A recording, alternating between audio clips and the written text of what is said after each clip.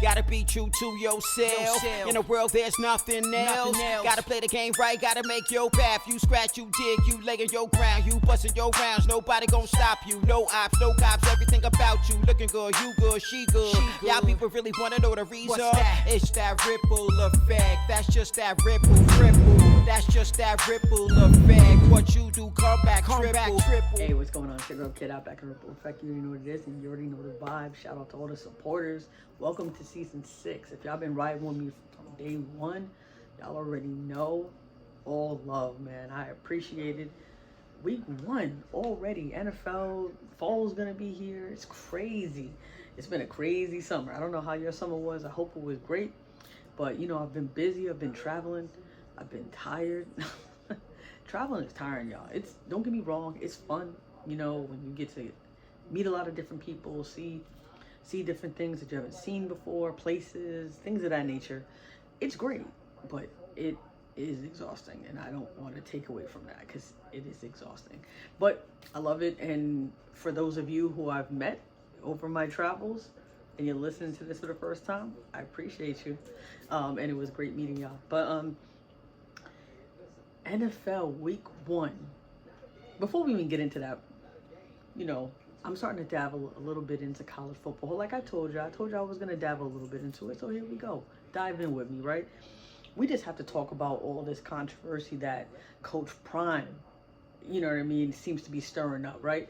Or other people are stirring up because they have a problem with someone that is as confident as he is and doing things differently, shaking up the culture, or providing a different type of culture that a lot of people just don't understand. And usually when people don't understand something, they automatically just feel uncomfortable to it and automatically resist it, right? So I feel like there's a lot of that going on. But the man said he was gonna change the team. I mean, what were they, 1-11? I mean, they're already better than they were 2 games in, at 2-0. This is what he said he was going to do. Yeah, he brought his team in. Isn't that what college coaches do? And don't they normally recruit guys that fit into their system so that way they can do it? I know, never mind. Because it's Prime, we got a problem, right? But at the end of the day, I love what he's doing. I mean, that coach that said, I take my glasses and my hat off, you know, when you're talking to, and you know, that's what your mom taught you. And bro, really? Because now I can't wait till people start scrutinizing every little thing that you do and then try to, you know what I mean? Because that's just unnecessary. Not only that, from a competitive standpoint, that's just stupid. Let's be real. Because if they already didn't have that added motivation, you know, going in, because you have, you know, Colorado State going against. So, you know, you already got that. And now you just made it personal. This is not me saying that. This is Coach Prime. Real deal. I mean, you got celebrities, athletes, have students waiting out all night, waiting in line to go to these. Man, why would you do that? I don't get it. I get it, but I don't get it, right? Because the last thing you want to do is give a team more motivation then they probably already have to beat you. Because I'm sure everybody that shows up for a game, especially in college, especially if they plan on taking it to the next level, right? Everybody's trying to win. Everybody, you know, everybody's trying to get money for the school. Like there's a lot at stake here. You know, don't add it to them. Don't give it away. You know, come on. Don't Josh Allen them. I'm just playing.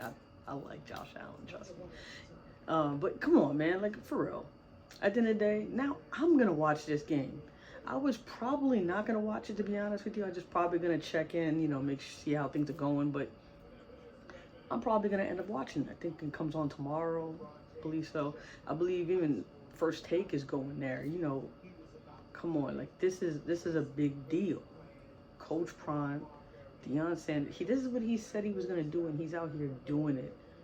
I don't see how you can hate on somebody who lives up to their word and all they do is win. And it doesn't mean that they can't lose. I'm not trying to say that. I'm just trying to say they're putting the work in, and so far he's backing it up. don't know why people would have an issue, but you know, I had to get that out the way. But you guys can drop some comments, let me know your opinion on it, no matter what side you fall on, you know. But if you're on the hater side, just let me know. Let me know you're on the hater side.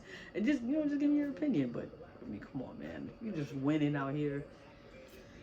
I'm sorry. Anyway. So, I know. I was real quiet. Did I mention my Giants getting beat down by 40 points and us not even bothering to score back? Because, you know, why? Right? No. I was on the beach that day, you know, and I was definitely, like, puzzled. You know, because I'm keeping up with the scores, but I'm not really, like, I'm not believing what my eyes are telling me at the moment, because there's just no way.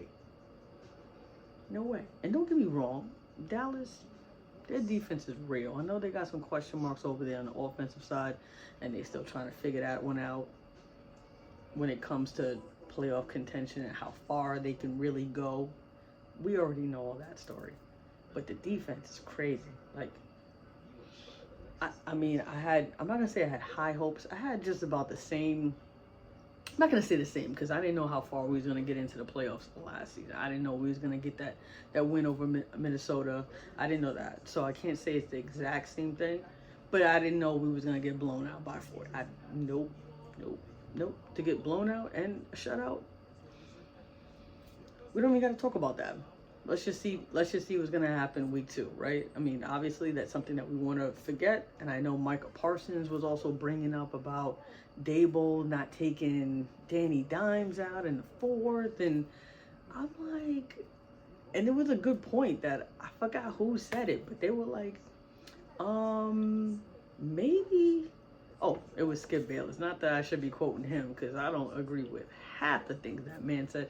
But you know what? He kind of had a point. And I know he's a Dallas Cowboys fan. So, you know, he was kind of saying, hey, Micah, you're sitting up there worrying about what the Giants are doing. How about Mike McCarthy could have easily taken out Tony Pollard and Dak? Because in the 4th, they ain't scoring no 40 points, my man. So what was the point in keeping them in? And he was trying to say, like, why risk it? You know what I mean? And that's something that maybe Micah should have been paying more attention to versus, you know, the Giants or whatever. But you know how it is. It's rivals, man. It's the NFC East. You don't know what you're going to get. But at the end of the day, that's a little bit of, hopefully the Giants kind of took that Dable. Hopefully everybody kind of just said, you know what? Okay, it happened already. We're not going to make a big deal about it, because there's nothing you can do about it. But we can definitely make sure that that doesn't happen again. And maybe if we are getting blown out by, like, you know, almost 40, probably can take Danny Dimes out. You know what I mean? We did pay him, what, $40 million? No, I was making jokes, like, because when they first flashed it on the screen, like right after, because I didn't get a chance, I didn't see the very end of the game. Just like there wasn't many fans at MetLife at the end of the game after that. All you saw was like 40, and they had like a picture of Danny Dimes, and I didn't really see the whole thing properly. And I'm just looking at it like, wait, why is he putting up his salary up there at the end of the game? Oh, that's not his salary. Okay. That's what we doing. Okay. But yeah, guys, it was brutal. It was ugly. All right. But you know what? MetLife did not have the best 24 hours. I mean, Jets fans, I mean, and that's another reason why I didn't really dwell on losing, you know, by 40. Didn't put up any points at home, by the way, to a division rival. I mean, the Jets losing Aaron Rodgers the way they did, like 4 plays in. And I know there was a lot of debates, especially if you watch Hard Knocks and you saw what the offensive line, about how they needed work and they had to gel together. And Aaron Rodgers didn't necessarily agree with the chop block and how these guys were blocking and how you know, his level of protection. And that was kind of weird, because the quarterback should agree with how he's going to be protected, you know, especially talking about a 4-time MVP, you know. He may know what he's talking about. He may understand his level of protection. And I believe there was like some subliminal hints about him getting one of his guys, from Green Bay that knows how to protect him, that's been protecting him. But point is, man, you know how they say, don't get too down on your own worries because there's somebody else that could be having it so much more worse than you guys. Yeah, it's the Jets. And I know a lot of people keep throwing around, oh, they're cursed. And I don't like saying stuff like that, I really don't, but man, and Testaverde and then finding out, like, I mean, you guys have been through it. Like, guys, if you see a Jets fan, just, give them a handshake, don't give them a hard time, and don't get me wrong, they still won that game, and that was impressive. Even though Josh Allen gave y'all a lot of help, I must say, a lot of help. But credit to the defense, though, right? Like, credit to the Jets they're stacked. I mean, I know there were some questions just pretty much on the offensive line, even when Aaron was, was well. But, I mean, that defense, bro, like, that is a championship defense. Like, that, just ready to go. I mean, Sauce, Slay, I mean, these guys. Whew. But I know there was a lot of things going on with Josh Allen and how it's more of the same. But here's the thing. The Jets rallied.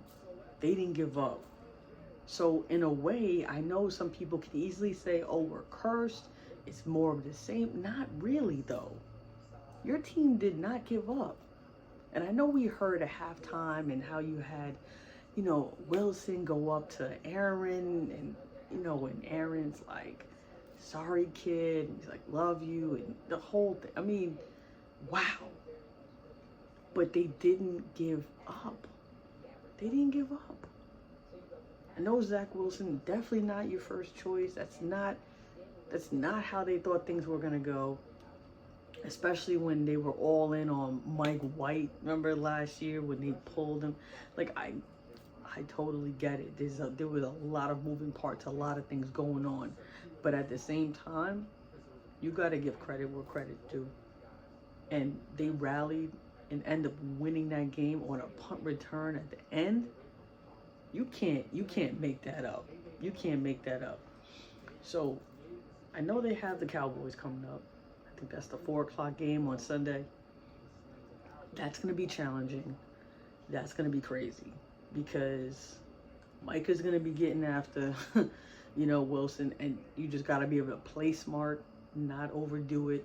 That's gonna be a real test to kind of see how far they can go against a team like that, especially against a defense like that. Just to see, because obviously the offensive line, right, they have their question marks.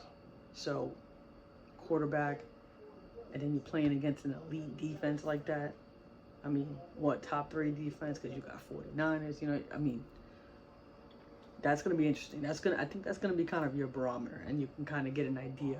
Okay, and you can kind of just say, okay, I know we don't have Aaron, and he did say today about that he's gonna come back.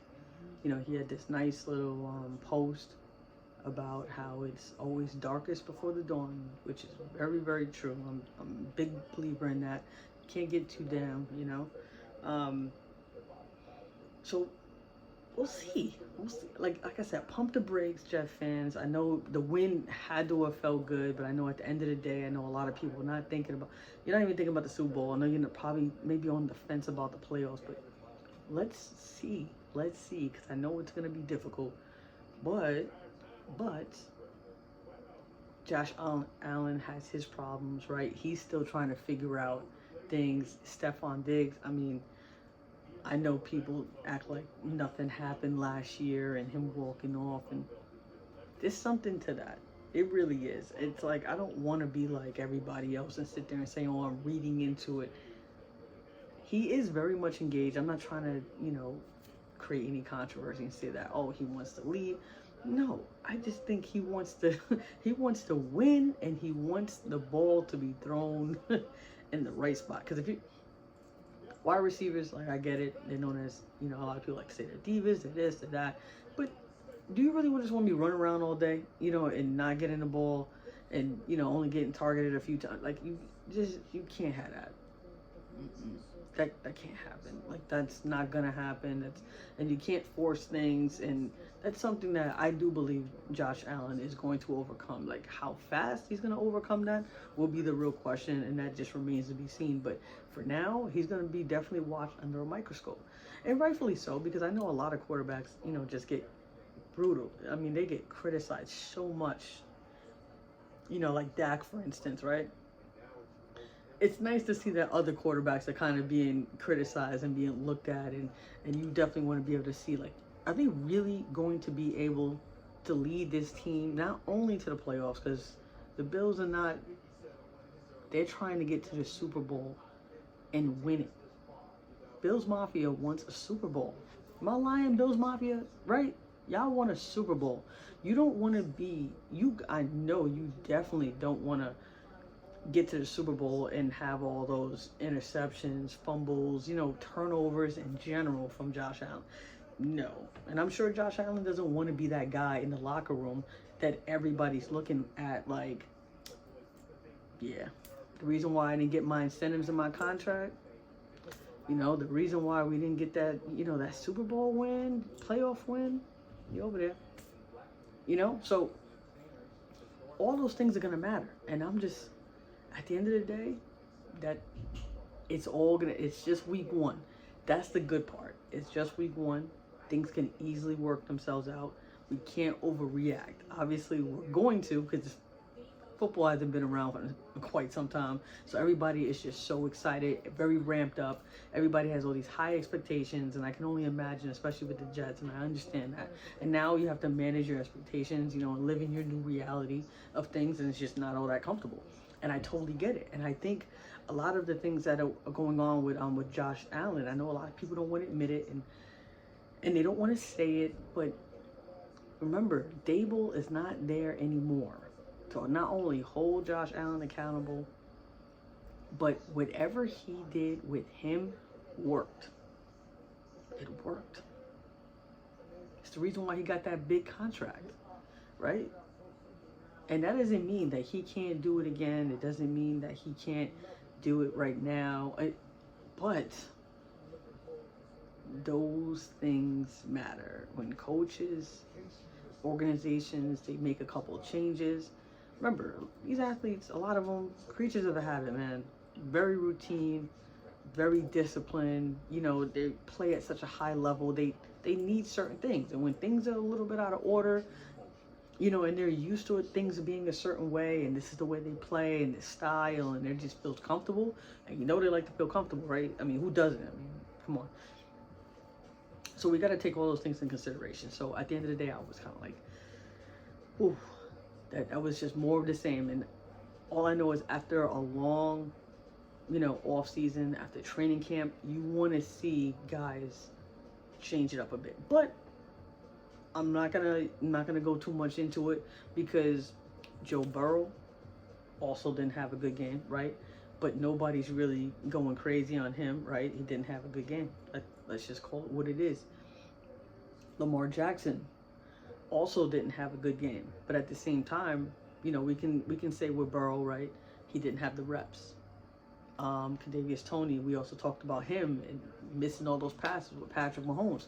No training camp. Not that much reps, the chemistry, all these things matter. Those are the things that we just don't think about, and you're like, oh, you're professionals. Yeah, they're professionals, which means why they're going to show up. They're going to do the best they can do, but at the end of the day, you need those reps. You need them. That's so vital, so important. You got to have that comfortability, because the quarterback has to be comfortable. They're going to throw it into these tight windows, and you can't hesitate. You just got to trust that receiver or tight end is going to be there. And when they're not, guess what? You're the one who looks bad, right? Because, the quarterback takes all the blame. But at the same time, when they win, they get all the shine. And that's just kind of the way it goes. But the way Tua Tagovailoa has been playing, my man, it's nice to see him bounce back after that. You know, I think he was saying he was doing some jiu-jitsu or some other things, you know, to make sure he falls right and, you know, working on his health and making sure that he's good, making sure he's durable, because, you know, when you got Waddle and you got Tyreek Hill, man, these guys are killing it, man. These guys are killing it. I mean, before I get too much into the Fins and too much into the Dolphins, but just so you know, also Jets fans, like, don't forget, Breece Hall, yes, he showed you he's still that dude. Dalvin Cook, newly acquired. Like I said, all is not. I have y'all as a playoff team.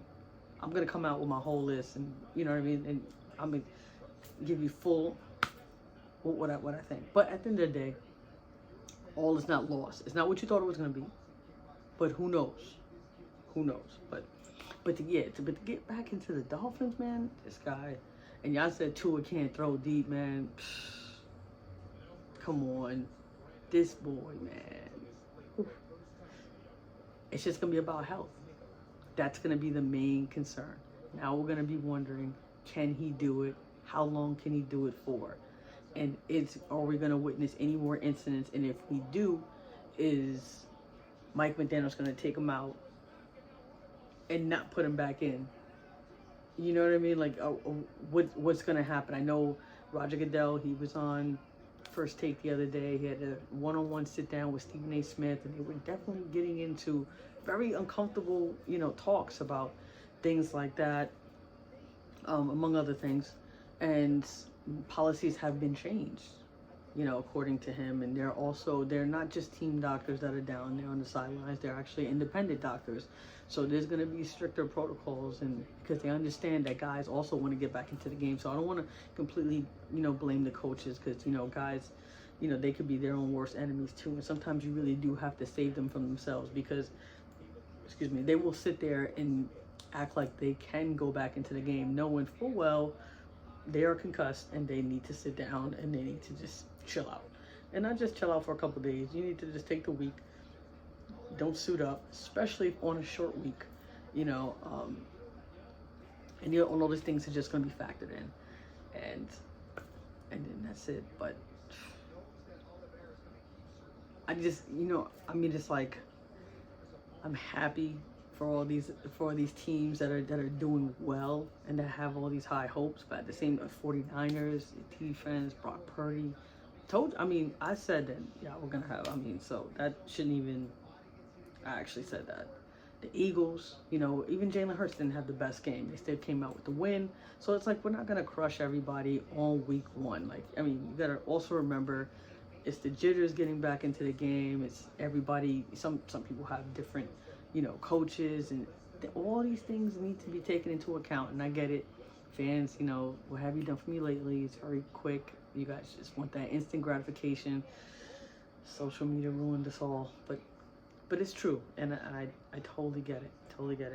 About to watch this Thursday night game. Any predictions just yet? Nah, I think I'm just gonna sit back and just relax and watch this game, because you know what? I think New York fans in general, I think we all get a bye. We're obviously all not, but we deserve a mental health break, okay? Because it's real out here. But anyway, guys, more episodes coming soon. Please make sure you like, listen, and subscribe. It's probably gonna be some more trips, but I'm gonna chill out because, you know, I am in school, so I have other things that I have to do. But I only ask y'all to remember one thing. Losses equals life lessons. Gotta be true to yourself. In a world there's nothing else. Gotta play the game right, gotta make your path. You scratch, you dig, you lay in your ground. You bustin' your rounds, nobody gon' stop you. No ops, no cops, everything about you. Looking good, you good, she good. Y'all people really wanna know the reason. It's that ripple effect. That's just that ripple. That's just that ripple effect. What you do come